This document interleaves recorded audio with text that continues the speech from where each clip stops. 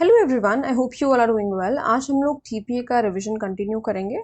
हम लोगों ने पिछले वीडियो में सेक्शन 53A तक सारे सेक्शंस कवर कर लिए थे। अगर आप लोगों ने वो वीडियो नहीं देखी है, वो पार्ट नहीं देखा है, तो आप वो भी देख सकते हैं। इस वीडियो में हम सेक्शन 54 से लेकर के आगे के सेक्शंस की बात करेंगे। और ये उसको शुरू करने से पहले, यानी कि आपका सेल वाला जो चैप्टर है, चैप्टर नंबर 3 शुरू करने से पहले हम एक बार इंडेक्स देखेंगे, ठीक है? क्योंकि चैप्टर रिलेटेड भी क्वेश्चंस आते हैं, यानी कि इंडेक्स बेस्ड क्वेश्चंस भी आते हैं। तो चैप्टर 1 में सबसे पहले आप देखेंगे तो आपको प्रिलिमिनरी दिखा रहा है, जो कि सेक्शन 1 से लेकर के 4 तक है। फिर चैप्टर नंबर 2 में आपके पास सेक्शन 5 से 21, 22, 23 एंड ये थोड़ा सा बड़ा जो है चैप्टर है।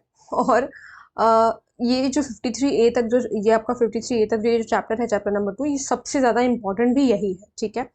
फिर उसके बाद चैप्टर नंबर 3 है, जो कि हमें सेल के बारे में बता रहा है, ठीक है? फिर चैप्टर 4 है, मॉर्गेज के बारे में बता रहा है। तो सेल इसमें 54 से लेकर के 57 तक है। फिर उसके बाद चैप्टर नंबर 4 में 58 से लेकर के आपके पास rights and duties of mortgagor वगैरह, ये सारी चीज़ें, कुछ चीज़ें रिपील कर दी गई हैं। कुछ चीज़ें हैं जो हमें जो है इन सारे चैप्टर से पढ़ना थोड़ा सा ज़्यादा ज़रूरी है, ठीक है? तो 104 तक है वो। फिर उसके बाद चैप्टर नंबर 5 से आपका लीज वाला चैप्टर शुरू हो जाता है, जो कि 117 तक जा रहा है 105 से। फिर उसके बाद चैप्टर नंबर 6 में एक्सचेंजेस के बारे में बात कर रखी है, जिसमें सिर्फ 4 सेक्शन है, 118 से 121 तक। चैप्टर नंबर 7 गिफ्ट के बारे में बताता है, 122 से 129 तक। Chapter number 8 that is last chapter, actionable claim के बारे में हमें पता चलता है इसमें, 130 से लेकर के 137 तक है, ठीक है? उसके बाद फिर आपका स्केड्यूल है। तो ये बताने का मोटो बस इतना ही था कि आपको इंडेक्स बेस्ड क्वेश्चंस भी आपके तैयार होते रहे। कुछ ऐसे सेक्शंस हैं इसमें जिसको आपको सेक्शन बेस्ड ही पढ़ना है, अंदर का इतना पढ़ना जरूरी नहीं है। वो सारी बातें आज हम करेंगे। सेल से शुरुआत करते हैं सबसे पहले, ठीक है? कि सेल में क्या सारी चीजें आपके लिए इंपॉर्टेंट हैं प्री के पॉइंट ऑफ व्यू से पढ़ना। तो सबसे पहले तो सेक्शन नंबर 54, जो कि हमें सेल को डिफाइन करके दे रहा है, कह रहा है कि sale is a transfer of ownership. Ownership transfer हो रही है सेल में in exchange for a price paid. उसके लिए प्राइस पे किया जा रहा है और प्रॉमिस किया जा रहा है कि जैसे मैंने किसी को 50 लाख रुपए की प्रॉपर्टी बेची है, सामने से वो मुझे 50 लाख रुपए देगा, मैं उसको बदले में अपनी प्रॉपर्टी दूंगी, ठीक है? या फिर वो प्रॉमिस कर रहा है, मैंने उसको प्रॉपर्टी सेल कर दी और वो प्रॉमिस कर रहा है कि फलाना डेट को वो मुझे 50 लाख रुपए दे देगा। और पार्टली पेड, यानी कि 50 लाख रुपए में से उसने 25 लाख रुपए मुझे पहले पे कर दिया, उसके बाद वो बाद में पे करेगा आने वाले डेट्स पे। और पार्ट प्रॉमिस्ड, ठीक है? तो यही सारी चीजें हैं जो कि सेल को डिफाइन करती है। सेल किस तरीके से हो सकता है, ये एक बार देखना जरूरी है। अच्छा, एक यहाँ पर जो है, in the case of intangible immovable property, value of 100 rupees and upwards, 100 से ऊपर, 100 या 100 से ऊपर, और in the case of a reversion or other intangible thing can be only made by registered instrument. तो अगर 100 से ऊपर की प्रॉपर्टी है, अब क्योंकि एक्ट थोड़ा सा पुराना है, इस वजह से यहाँ पर 100 रुपए ही मेंशन किया गया। उस समय, उस जमाने में 100 रुपए बहुत होते थे। तो 100 रुपीज या उससे ऊपर, या रिवर्जन के केस में, ठीक है, और अदर इंटेंजिबल के केस में आपको इंस्ट्रूमेंट को रजिस्टर कराना होगा। वहीं पर अगर हम टैंजिबल इनमूवेबल प्रॉपर्टी की बात करें, जिसकी वैल्यू 100 से कम है, तो such transfer may be made either by a registered instrument or by delivery of property. बस इसमें delivery of tangible immovable property takes place when the seller places the buyer or such person as he directs in possession of the property। जब possession of the property में उसको लेकर के आ जाएगा, तब जो है डिलीवरी ऑफ इंटेंजिबल प्रॉपर्टी कहेंगे कि हम टेक प्लेस हो गई है। अब एक कॉन्सेप्ट होता है कॉन्ट्रैक्ट फॉर सेल का, यानी कि ये ए पार्टी है, ये बी पार्टी है, इन दोनों ने आपस में कॉन्ट्रैक्ट कर लिया है कि कोई एक प्रॉपर्टी है, मूवेबल प्रॉपर्टी, उसको वो सेल करेंगे। ध्यान रखिएगा कि कॉन्ट्रैक्ट फॉर सेल हमेशा इमूवेबल प्रॉपर्टी का होता है, ठीक है? And such property shall take place on the term settle. जो भी उन्होंने आपस में टर्म सेटल किए हैं कॉन्ट्रैक्ट में, उस हिसाब से वो प्रॉपर्टी का सेल होगा आगे। अब आगे की बात करूं तो यहाँ पर rights and liabilities of buyers and seller दे रखा है। तो इसमें आपको बहुत ज्यादा कुछ पढ़ने की जरूरत नहीं है, मैं यहाँ पर कुछ आपको चीजें बता रही हूँ। सिर्फ अगर आपने उतना पढ़ लिया तो प्री के पॉइंट ऑफ व्यू से काफी है, ठीक है? सबसे पहले तो जब सेल डीड एग्जीक्यूट होने से पहले कुछ राइट्स होते हैं, ठीक है? सेलर का क्या राइट है कि वो जितने भी लेटेंट डिफेक्ट्स हैं उसको डिस्क्लोज करेगा उसकी प्रॉपर्टी में जो भी है, जो कि इंस्पेक्ट, लेटेंट का मतलब होता है जो चीज़ सामने दिख नहीं रही है, ठीक है।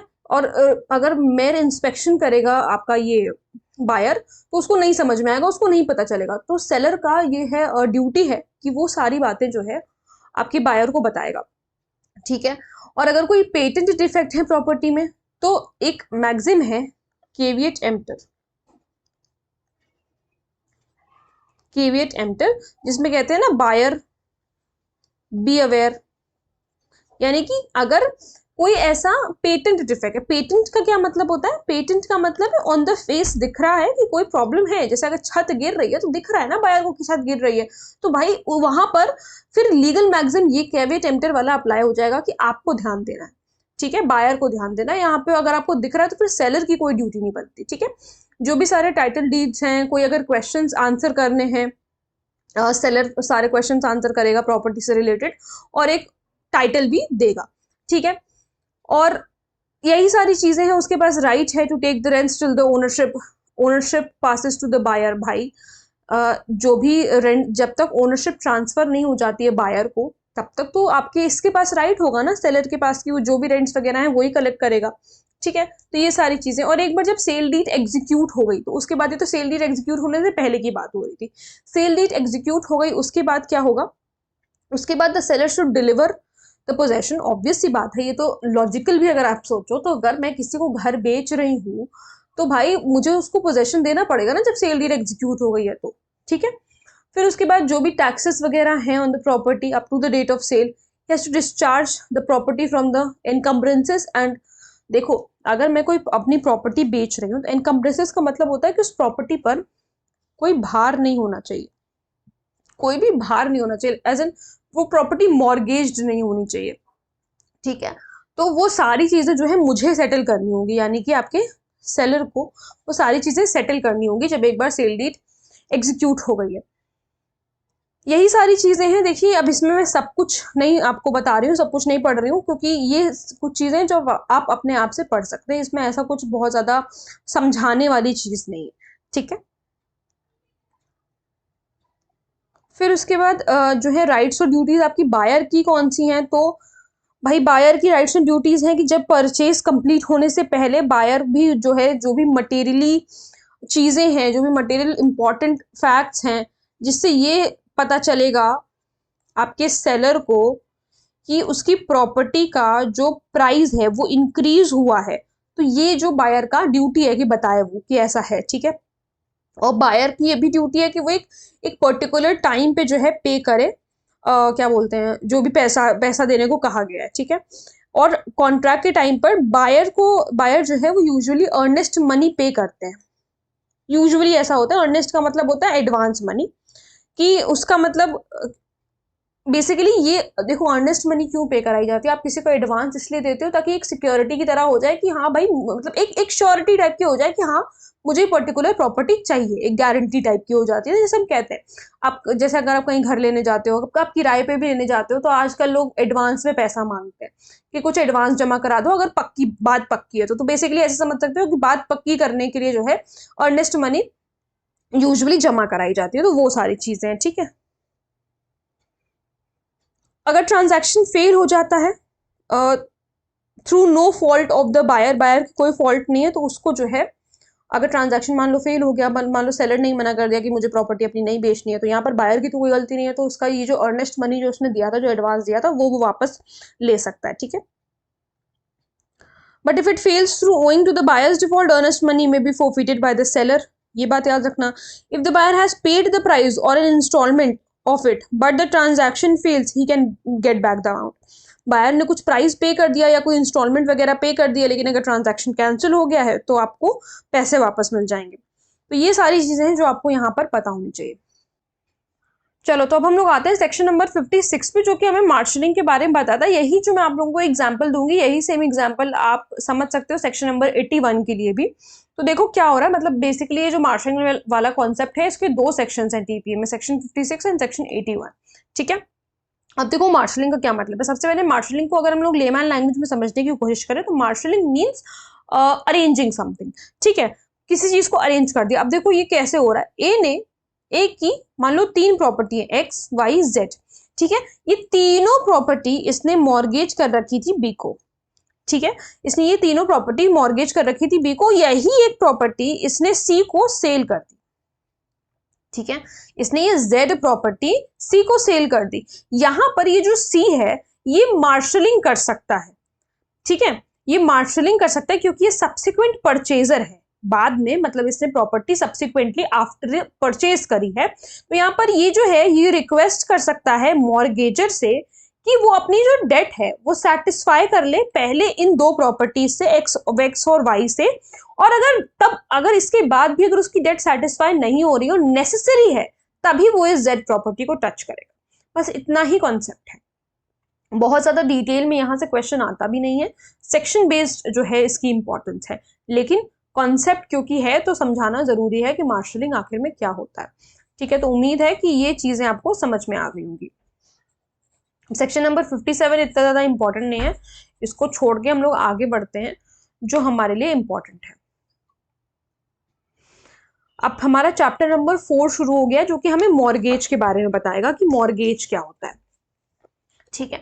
तो मॉर्गेज क्या है? मॉर्गेज सिर्फ और सिर्फ इंटरेस्ट ट्रांसफर कर रहा है, ठीक है, एक स्पेसिफिक इमूवेबल प्रॉपर्टी का। Mortgage is a transfer of interest,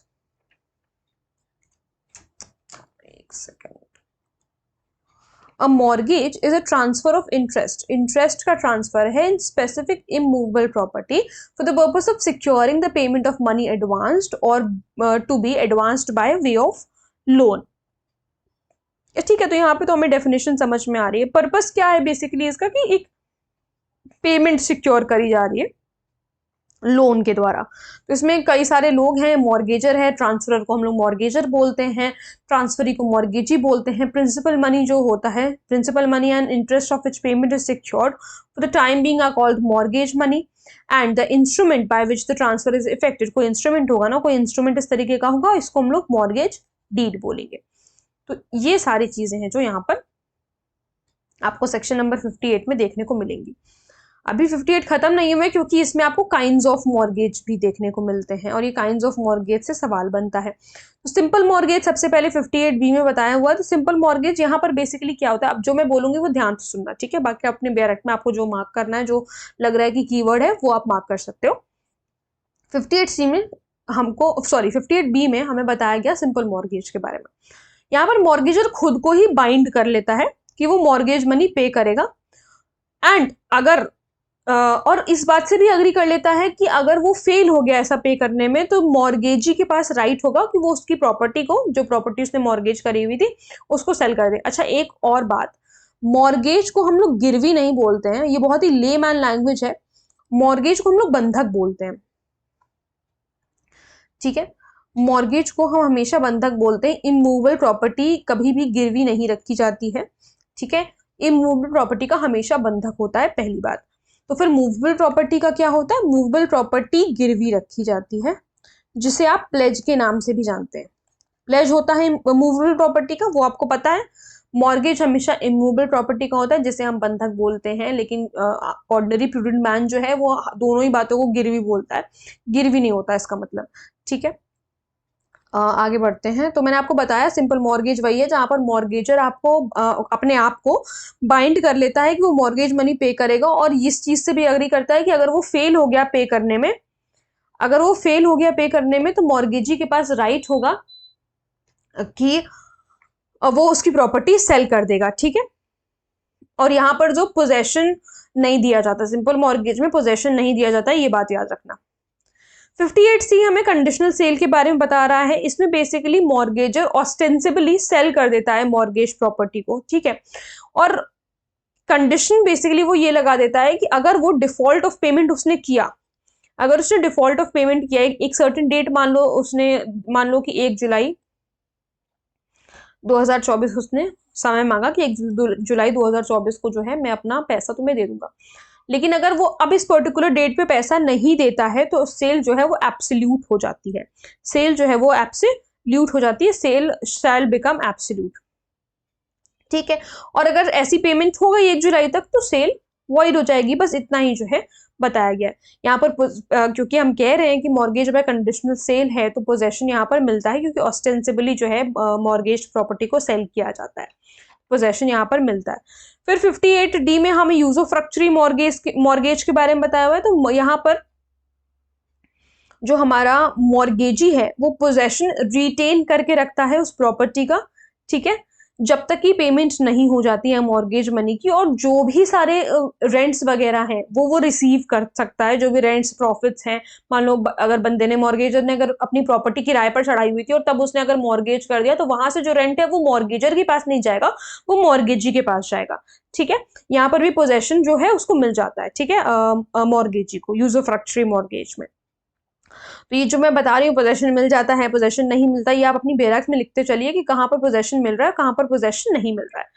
58E हमें इंग्लिश मॉर्गेज के बारे में बता रहा है। तो ये भी सेम होता है कंडीशनल सेल की तरीके से, लेकिन यहाँ पर ये चीज प्रोवाइडेड है कि रीट्रांसफर उसको करनी पड़ेगी, प्रॉपर्टी मॉर्गेजी को प्रॉपर्टी रीट्रांसफर करनी पड़ेगी मॉर्गेजर को पेमेंट के बाद। यहाँ पर भी उसको पोजेशन मिल जाता है इंग्लिश मॉर्गेज में, ठीक है।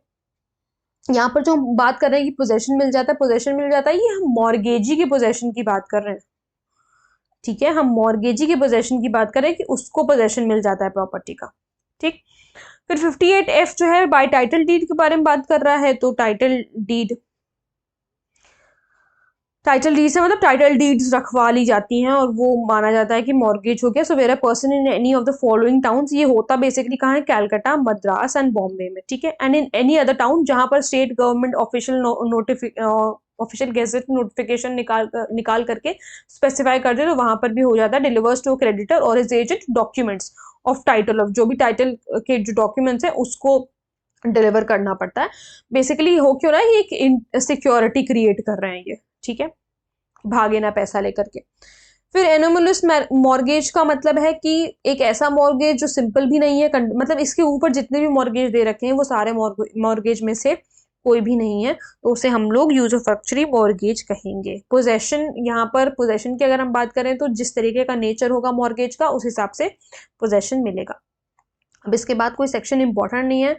सेक्शन 60 में आपको पता होना चाहिए कि मॉर्गेजर का राइट दिया हुआ है, जो कि है राइट टू रिडीम, यानी कि अगर एक बार उसने पेमेंट कर दिया तो उसके पास राइट है कि वो अपनी प्रॉपर्टी को रिडीम कर सकता है। ये नहीं कि पेमेंट कर दिया तो उसके बाद भी मॉर्गेज उसकी प्रॉपर्टी लेकर के बैठा है, ऐसा नहीं होता, ठीक है। तो ये चीज जो है आपको इसमें पता होनी चाहिए। फिर उसके बाद आपके पास 61 एक बार देख लेना, राइट टू रिडीम सेपरेटली और साइमल्टेनियसली। फिर यहाँ पर जो चीजें आपके लिए इंपॉर्टेंट हैं, आगे बढ़ते हैं।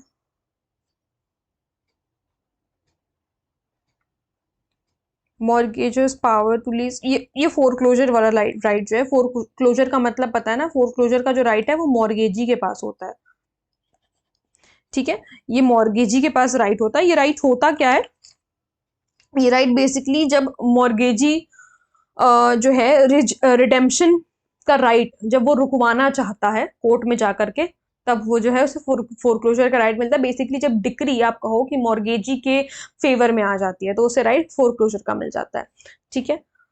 तो ये है इसमें।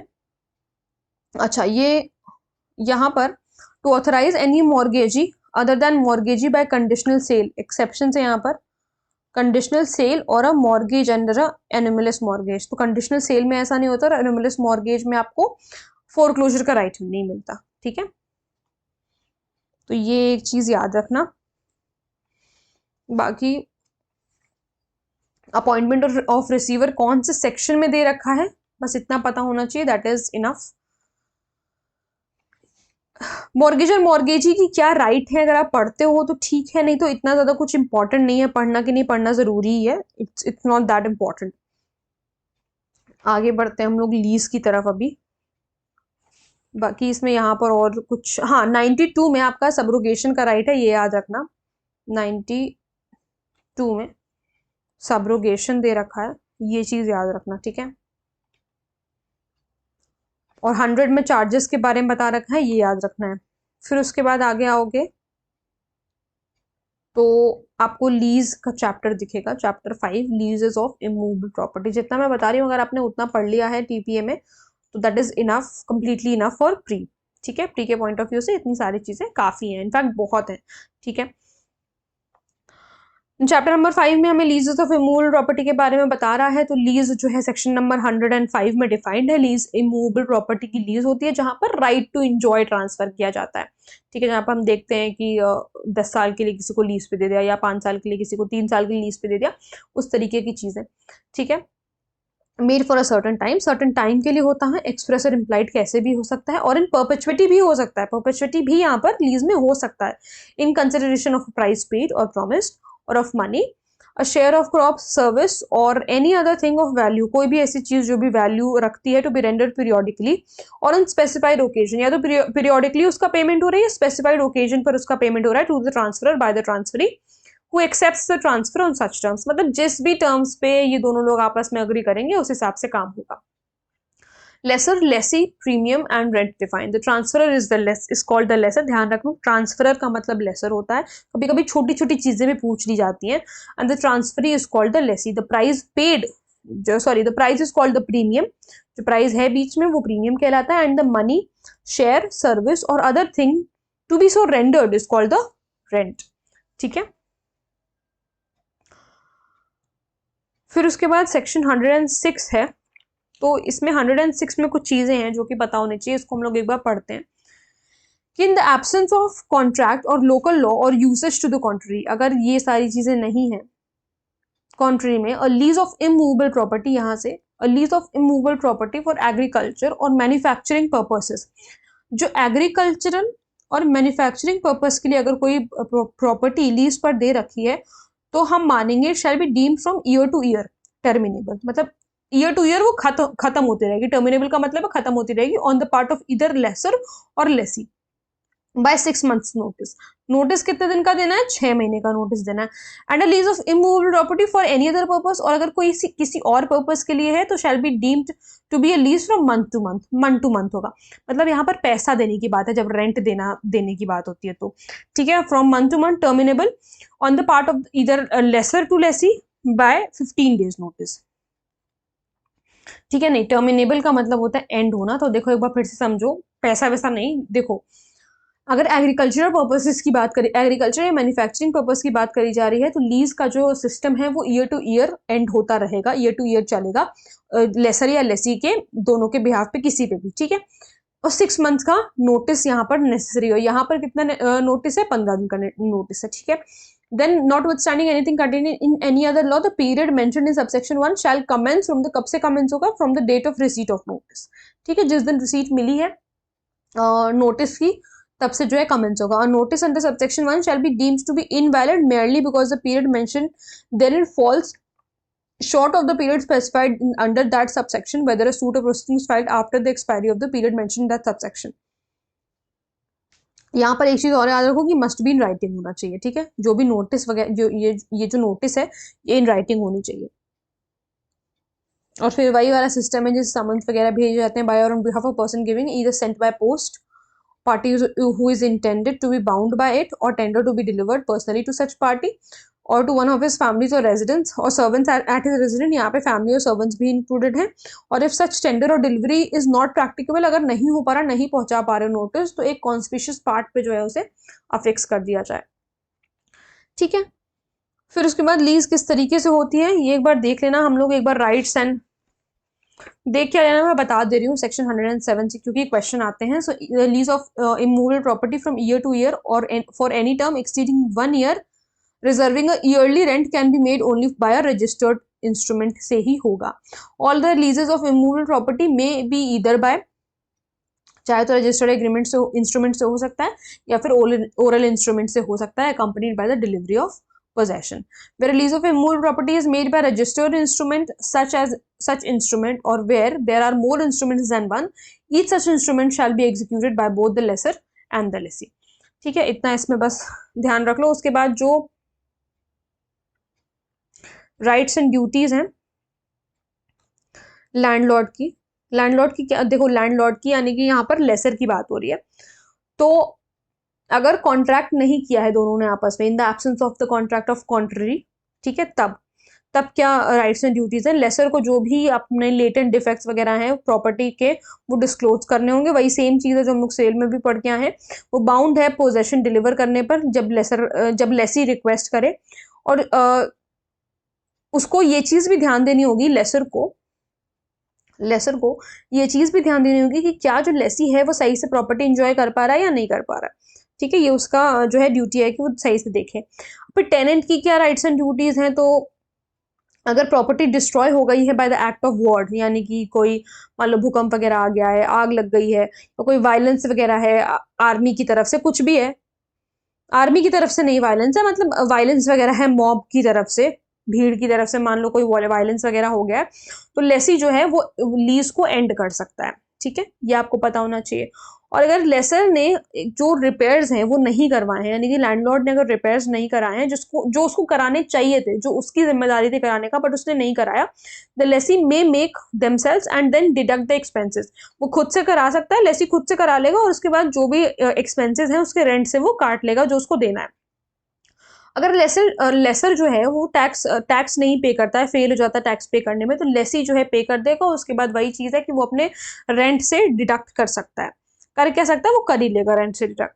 तो ये सारी चीजें आपका लेसर और लेसी वाली, जो कि अब इसमें और ज्यादा कुछ भी आपको नहीं पढ़ना, जो आपके प्री के पॉइंट ऑफ व्यू से इंपॉर्टेंट है। एक चीज, हाँ, सेक्शन नंबर 111 क्योंकि हमें डिटर्मिनेशन ऑफ लीज के बारे में बता रहा है कि लीज खत्म कब हो रही है। तो by efflux of the time limited, यानी कि टाइम ही खत्म हो गया, मान लो 3 साल की लीज थी, 3 साल का टाइम खत्म हो गया तो एंड हो जाएगी lease. Where such time is limited conditionally on the happening of some event by the happening of such event। वो जो लीज थी वो लिमिटेड थी कि ये पर्टिकुलर चीज हो जाएगी तो लीज एंड हो जाएगी। ठीक है, दोनों ने आपस में कॉन्ट्रैक्ट वगैरह किया था कि ये पर्टिकुलर चीज हो गई तो लीज खत्म हो जाएगी, तो भी लीज जो है वो खत्म हो जाएगी। Where the interest of the lessor in the property terminates on or his power to dispose of same extends to the happening of any event by the happening of such event। वही चीज है, in the case of interest of the lessee and lessor in the whole of property becomes vested at the same time in one person in the same right। ठीक है, और अगर express surrender कर दे रहे हैं, दैट इज टू से कि in case lessee yields up his interest under the lease to lessor by mutual agreement between them, उसने जो है एक्सप्रेस सरेंडर कर दिया या फिर इम्प्लाइड सरेंडर कर दिया। मान लो कि इम्प्लाइड सरेंडर का मतलब है कि लेसर ने जो प्रॉपर्टी है वो किसी थर्ड पर्सन को दे दी, लेसी के पास तो थी लेकिन उसने किसी थर्ड पर्सन को दे दी प्रॉपर्टी, तो भी जो है लीज खत्म हो जाएगी।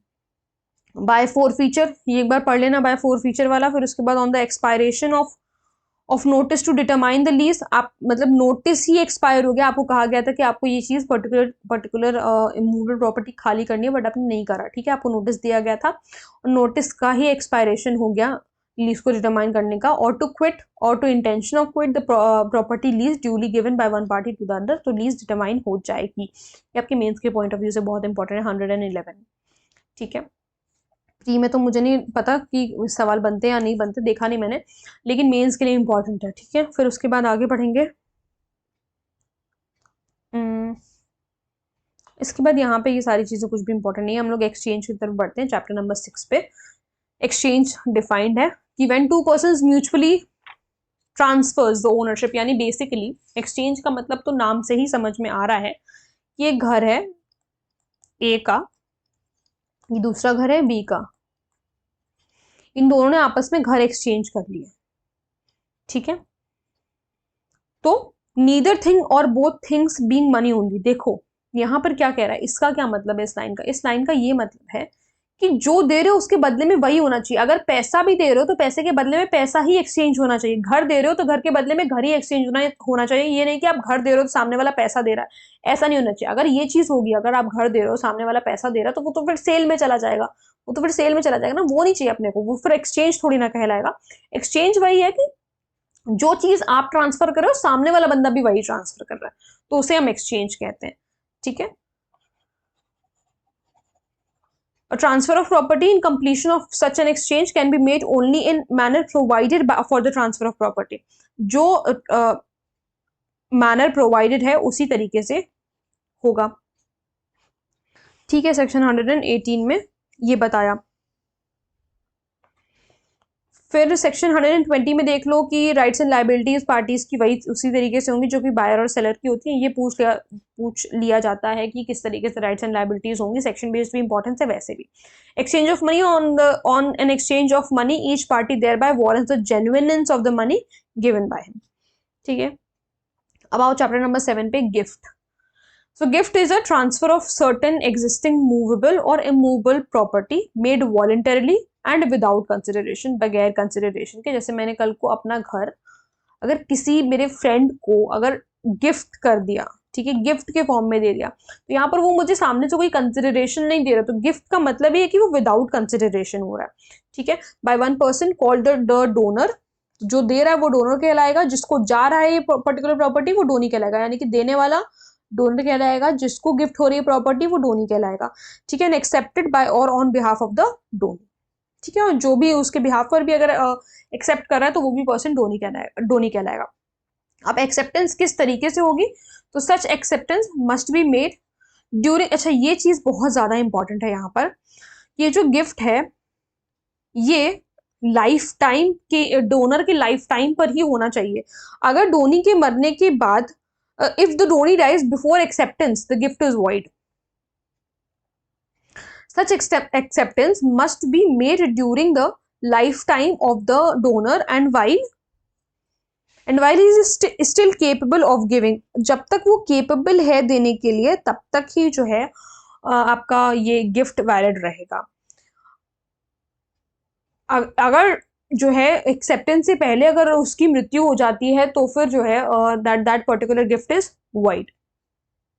ठीक है, acceptance must be made during the life time of the donor. ये पॉइंट बहुत ज्यादा इंपॉर्टेंट है कि life time of the donor, जब मैं जिंदा हूं उसी समय अगर आपको गिफ्ट एक्सेप्ट करना है आपको तभी एक्सेप्ट करना पड़ेगा। ठीक है, और अगर डोनी मर जाता है एक्सेप्टेंस से पहले तो गिफ्ट वाइड हो जाएगा। भाई जिसको मैं गिफ्ट कर रही थी वही नहीं रहा तो फिर उसके बाद जो है वो पर्टिकुलर गिफ्ट वाइड हो जाएगा। ये दो चीजें जो है आपके लिए बहुत ज्यादा इंपॉर्टेंट है। ट्रांसफर किस तरीके से इफेक्ट होगा 123 में बताया गया है कि for the purpose of making a gift of immovable property the transfer must be affected by registered instrument. Registered instrument से ही होगा, साइंड बाय और on the behalf of the donor and attested bye at least 2 witness. ये सारी चीजें important है। For the purpose of making a gift of movable property, अगर movable property का कराना है तो ट्रांसफर जो है वो रजिस्टर्ड इंस्ट्रूमेंट से भी हो सकता है और अगर सिर्फ डिलीवरी भी कर दी तो भी हो सकता है, मतलब जिसको आप देना चाहते हो उसको दे दिया तो। ठीक है, such delivery may be made in the same way as goods sold may be delivered. उस तरीके से डिलीवरी होगी जैसे कि गुड्स को सोल्ड कर दिया गया है और उसके बाद जो है उसे डिलीवर किया जा रहा है। देन 124 में gift of existing and future property, a gift comprising both existing and future property is void as to the latter। ठीक है, 125 में gift to several of whom one does not accept। देखो, a gift of thing two or more donee's, 2 या 2 से ज्यादा donee's को अगर कोई गिफ्ट दिया है, of whom one does not accept, एक जो है उसमें से एक्सेप्ट नहीं करता, is void as to the interest which he would have taken had he accepted, तो वो void हो जाएगा। ठीक है, when gift may be suspended or revoked, the donor and donee may agree that on the happening of any specified event which does not depend on the will of the donor, a gift shall be suspended or revoked। ये जो है उसके will पे depend नहीं करना चाहिए, donor की will pay नहीं होगा ये। ठीक है, shall be suspended और revoked हो जाएगा, but a gift which the parties agree shall be revocable wholly और in the part at the mere will of the donor। Revoke कराने की बात है तो mere will of the donor पे हो सकता है, is void wholly और in part as the case may be। अब यहाँ पर जो है रिवोकेशन वाला जो कॉन्सेप्ट है वो कॉन्ट्रैक्ट से लिया गया। ठीक है, तो ये चीज आप अपने आप से देख सकते हो। फिर उसके बाद ओनरस गिफ्ट है, तो where a gift is in the form of a single transfer to the same person. ठीक है, of several things of which one is and others are not burdened by an obligation, the donee can take nothing by the gift unless he accepts it fully।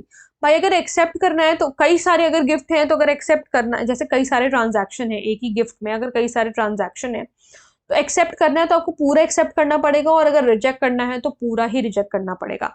फिर अ gift is in the form of 2 और मोर separate and independent transverse. ठीक है, मान लो जैसे एक घर ये है, घर ये, घर ये, घर ये है और ये सारी घर अगर उसको गिफ्ट किए जा रहे हैं तो भाई अगर सारे ही गिफ्ट आपको, अगर सारे ही घर आपको गिफ्ट किए जा रहे हैं और ये सेम ट्रांजैक्शन में हो रहा है तो आपको या तो सारे ही गिफ्ट एक्सेप्ट कर लो या तो सारे ही आपको रिजेक्ट करने पड़ेंगे। Separate and independent transfers to same person of several things, the donee is at liberty to accept one of them and refuse the others although the former may be beneficial and, अच्छा एक second यहाँ पर एक थोड़ी सी गलती हो गई है। The donee is at liberty, donee की ये लिबर्टी है कि एक्सेप्ट कर ले किसी एक को और रिफ्यूज कर दे बाकी सारे को, ठीक है। ऑल्दो मतलब अब देखो यहाँ पर क्या है, जो कॉन्सेप्ट थोड़ा सा गलत हुआ है वो ये है कि ये एक घर है, ये एक घर है, ये एक घर है और ये एक घर है।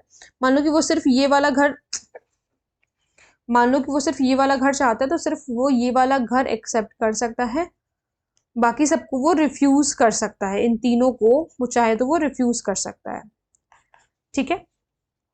Although the former may be beneficial and latter onerous, ठीक है। Onerous gift to disqualified person and donee not competent to contract and accepting property burdened by any obligation is not bound by his acceptance। मान लो कि अगर कोई obligation है इस property पर, कोई एनकम्बरेंस है, तो वो बाउंड नहीं है। But if after becoming competent to contract, लेकिन अगर वो कॉम्पिटेंट हो जाता है कॉन्ट्रैक्ट करने से, यहाँ पर तो कब बात हुई कि वो कॉन्ट्रैक्ट करने के लिए कॉम्पिटेंट नहीं है, लेकिन जिस दिन वो कॉम्पिटेंट हो गया कॉन्ट्रैक्ट करने के लिए और उसको इस ऑब्लिगेशन का पता है कि हाँ भाई ये प्रॉपर्टी मॉर्गेज वाली है, he retains the property and he retains the property given, और वो जो है बाउंड हो जाता है फिर वहां से। मतलब कि इसमें कहने का सिर्फ इतना मतलब है कि जब तक वो कॉम्पिटेंट नहीं था और उसको ऑब्लिगेशन वो नहीं समझ पा रहा था, तो जो है वो एक्सेप्टेंस से बाउंड नहीं होगा। जिस भी पर्सन को गिफ्ट किया है वो एक्सेप्टेंस से बाउंड नहीं होगा। लेकिन जिस दिन वो कॉम्पिटेंट हो गया कॉन्ट्रैक्ट करने के लिए और उसको ऑब्लिगेशन का पता है कि ये जो फलाना प्रॉपर्टी मुझे गिफ्ट करी गई है, ये जो है इसमें कुछ एनकम्बरेंस है, कुछ ऑब्लिगेशन वगैरह है, मान लो मॉर्गेज है, तो वो प्रॉपर्टी रिटेन कर सकता है। बाकी फिर सारी चीजें जो है उसके ऊपर आ जाएंगी कि भाई पैसा वैसा उसको देना होगा जो भी मॉर्गेज का है, ठीक है।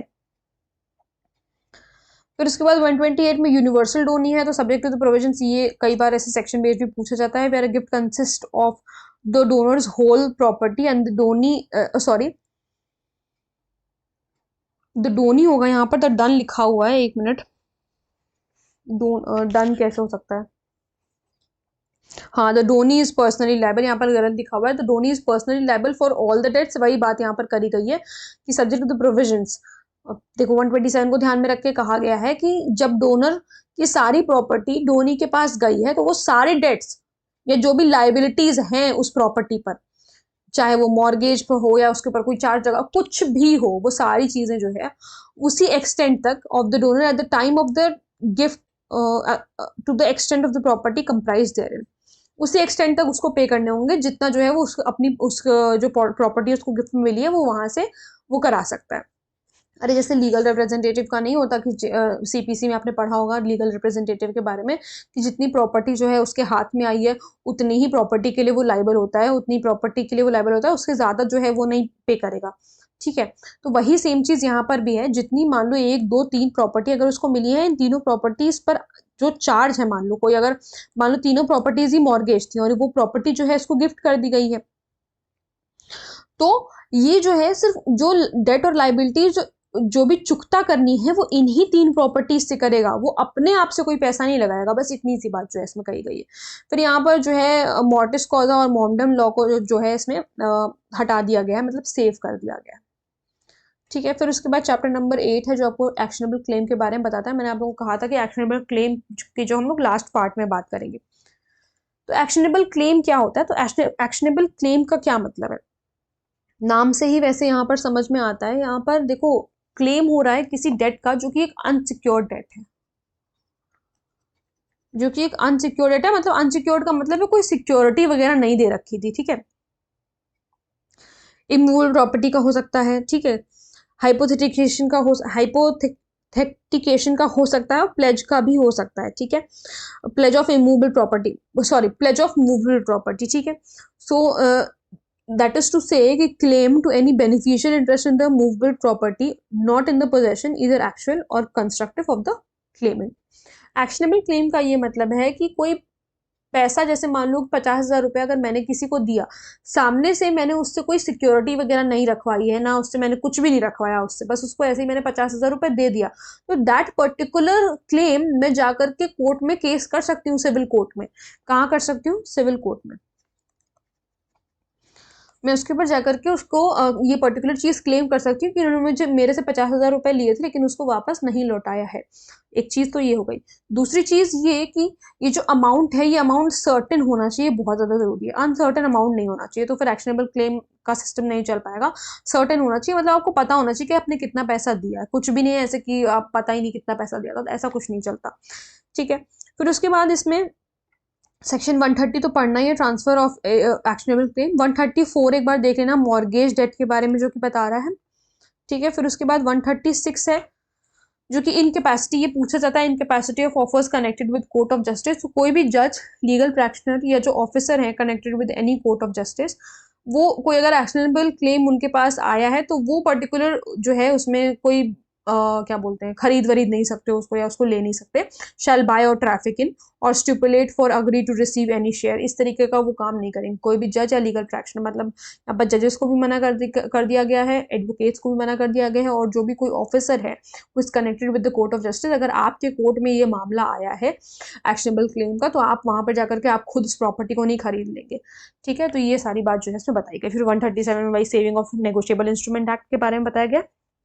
नेगोशिएबल इंस्ट्रूमेंट एक्ट नहीं, नेगोशिएबल इंस्ट्रूमेंट, ठीक है। तो यहाँ पे जो है हमारा टीपीए समाप्त होता है, और इतना जो है आपके प्री के पॉइंट ऑफ व्यू से मोर देन इनफ है, बशर्ते आपने जो है दोनों मेरी वीडियोस देखी हो, दोनों मतलब पार्ट 1 पार्ट 2 53 ये तक, और फिर आज 54 से लास्ट के सारे सेक्शन जो हम लोगों ने किए। इतना ही काफ़ी है, और ज़्यादा प्री में यहाँ से कुछ ज़्यादा सवाल नहीं बनते हैं। मात्र 3-4 सवाल आपको देखने को मिलेंगे, बहुत ज़्यादा सवाल होंगे तो 5 सवाल होंगे, लेकिन वो सारे होंगे इन्हीं सारी चीज़ों से घुमा फिरा के। वो सेक्शन नंबर 53 हो सकता है कि सेक्शन नंबर 53 ए तक ही सारी चीज़ें आएँ, आगे से ना आएँ, क्योंकि बहुत आगे से जनरली ऐसा देखा गया है कि सेक्शन बेस्ड क्वेश्चन आते हैं। तो ये सारी चीज़ें आपको तभी पता चलेंगी जब आप क्वेश्चंस लगाएंगे और जब प्रीवियस ईयर पेपर्स का एनालिसिस कर पाएंगे, ठीक है। तो उम्मीद करती हूँ कि आपको सारी चीज़ें अच्छी तरीके से समझ में आई होंगी। अगर कोई प्रॉब्लम है, कोई डाउट है, तो आप लोग मुझे कमेंट सेक्शन में बता सकते हैं। मिलते हैं नेक्स्ट वीडियो में। Thank you so much.